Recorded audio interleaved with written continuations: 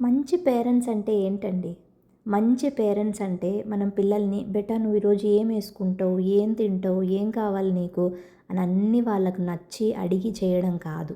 ఒక ఎగ్జాంపుల్ చెప్తా చూడండి. ఒకసారి మేము ఒక హోటల్ దగ్గరికి పోయినాం. నాకు, మా ఆయనకి, మా అమ్మాయికి అందరికి ఆకలేస్తుంది. ఆ హోటల్ ఆయన చెప్తున్నాడు, మా దగ్గర ఓన్లీ ఇడ్లీ ఉంది ఈరోజు అని. ఇంక మేము చేసేదేం లేక సరే అని 3 ప్లేట్స్ ఆర్డర్ పెట్టుకున్నాము. మంచిగా వాళ్ళు తెచ్చేలోపు మాట్లాడుకుంటూ ఉన్నాము చక్కగా. మంచి ఇడ్లీ పట్లి చట్నీ వేసుకొని తినేసినాం. సౌండ్ లేదసలు. దానికి ఒక ప్రశాంతత ఉంది. ఒక కామ్‌నెస్ ఉంది. చాలా చాయిసెస్ ఉన్నప్పుడు మనకు పిచ్చి పడతది. అబ్బా! ఏం చేయాలి వీటిలో అని. అలా కాకుండా ఎప్పుడైతే మనకు ఇంకా ఇది తప్ప ఏం లేదు చాయిస్ అని గమ్మున మనకు ఏదుందో దాంతో ఉన్నప్పుడు మన మైండ్ గాబరా పడదు. పిల్లలకు కూడా అంతే అండి. మనము తెగ చాయిసెస్ ఇస్తే వాళ్ళకి తెలుసు ఒకటి కాకపోతే ఇంకోటుంది. ఇది తీసుకోవాలా లేదా అది తీసుకోవాలా? నేను తీసుకున్నది మంచిదేనా? అదో రకమైన కన్‌ఫ్యూజన్. దానివల్ల టాంట్రమ్స్ స్టార్ట్ అయితాయి. ఫైనల్‌గా ఒకటి చెప్తా చూడండి.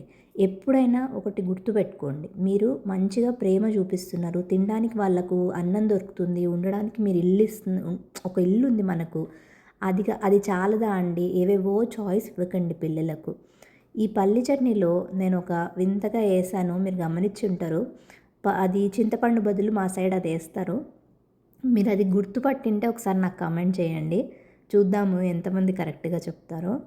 నేను ఈ వీడియో మీరు నచ్చితే మీకు నేను చెప్పింది కరెక్టే అనిపిస్తే ఒక కామెంట్ చేయండి.